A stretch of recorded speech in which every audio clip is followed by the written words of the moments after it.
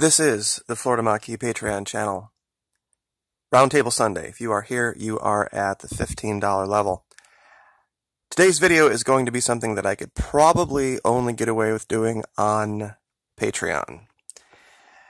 And I'm sure initially people are going to see it and go, what in the hell is he talking about? But it's something that I think America needs to start talking about.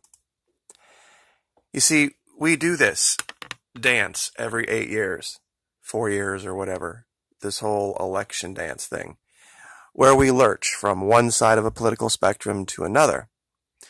And now here we are 2 years after the election of one guy, and very soon he's going to either be impeached, indicted, at the very best scenario from his perspective, he's going to be neutered. Because in the House of Representatives, the true people's house, where representation is based on population, there was an enormous swing, 40 seats in the other direction. Now, this video is not about debating voter fraud or debating about how that occurred. It just did. And what's not being said, and this is the crux of today's video, the discussion, is how this next Congress is going to get a total pass on governance. Because, just like him, when he got elected based on two principles. Principle one, he's not Hillary Clinton, which was 99% of it. And principle number two is that he was wearing an R tag, which is kind of the same thing, but really not. Other than that, that's all he had to do. I've made the allegation that his end of the contract, from his perspective, was over the day he got elected. He said that if you vote for me, I'll make sure that Hillary Clinton isn't president. You voted for him, she's not president, therefore, from his perspective, I don't have to do anything else.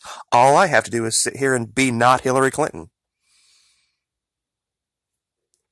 And the reason I say pass on governance is because this next Congress is only going to have one mandate: be against Donald Trump. That's it. No actual business of the people will be getting done. All they have to do is whatever they do, say, well, this is something Trump wouldn't want us to do, so we're going to do it, and that's the basis, and that's why you should support us. This is why a lot of countries in the world look at us as foolish and young and ignorant and distracted. And the part of the video today that was controversial was something, it's a concept in China called the mandate of heaven. And I know this is going to be real controversial, but the right to rule, in their eyes, is granted by heaven. Not by the whims of men, not by the opinions of voters or all this type of thing, and up for debate every 8 years by law. And I'm just this is just a slideshow. It's got the audio kicked down. It's going to change a few slides here to talk about this, but it's something that we've lost. And some could debate, well, that's a good thing, but, you know, we don't elect kings. But if you're going to make the allegation that the opinions of the people every 8 or so years supersede that, then you're going to probably have to get good with the idea that we're going to get caught up in infighting interminably. I mean, with no end. Because now the way our government works is that there are two choices. And I have so tried to educate about this.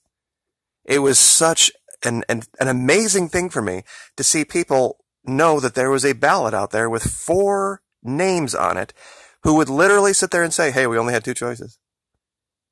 That's why I kept going back to the whole 5 lights thing with, there was an old episode of Star Trek The Next Generation where the captain was kidnapped and detained and interrogated, and the interrogator kept putting up 5 bright lights in front of him. 4 bright lights in front of him, and kept telling him there was 5 there. And whenever he wouldn't agree to the number, of course, he would make life a lot worse.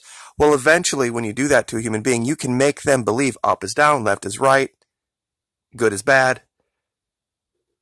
And of course, he continues to hold out, and, he's eventually rescued from detention. But during, at the very end, he's speaking with a counselor. He says, that last time, I really did see what he said was there, even though my mind knew it wasn't the truth.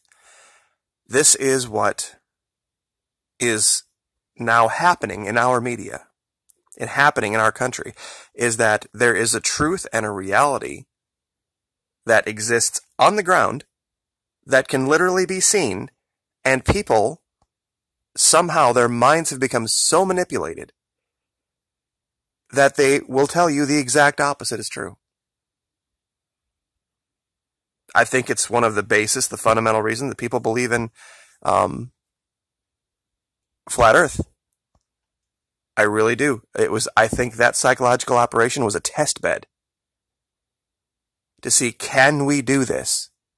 Even though there's enormous amounts of proof that we live on a planet in a solar system that goes back half a century, and the idea of flat Earth was dismissed hundreds of years ago, there are people out there that believe this flat Earth nonsense.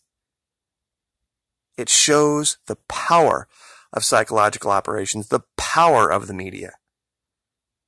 These little cocaine crack electronic devices we carry around all the time, computers and phones and tablets, have led to this idea that we either need to be for A or against B, and if those two things don't come true, there is no other option. And I think religion has been skewed and morphed and twisted to kind of reinforce that. Because think about it, do the mental thought experiment. Let's say that, I don't know in my audience out here how many of you are left associated or right associated, but just for a minute, do the devil's advocate play. Let's say that if you're on the right, let's say that you're on the left now, and you're totally against Donald Trump and you don't like him, anything in the new year, when the new Congress takes over, they do to make him mad, you're going to approve of. You're not going to hold the new Congress to an independent standard of moving the country forward or doing the people's business. It's only going to be predicated on what's Donald Trump's opinion of it. If the Congress does it and Donald Trump says it's good, even if it really is good, it isn't going to matter. And vice versa. Let's say that you're out there on the left. Think of it from the position of the right. Now that they see that their guy 2 years in has been stonewalled and stopped, you are going to have to make the admission that either one of two things was true about your guy. Either he was ignorant of the amount of support he had and the resistance he would face. He had too much faith in the weasels he had around him. Or he was just in over his head. Either way, he either knew or he didn't know. And everything the left does now, no matter the independent standard that you would need to apply to decide, is this a good direction for the country or a bad direction for the country, it's all going to go through the filter of, what does Trump think about it? And that's how the right is going to operate now. If Trump is for it, we're for it. If he's against it, we're against it.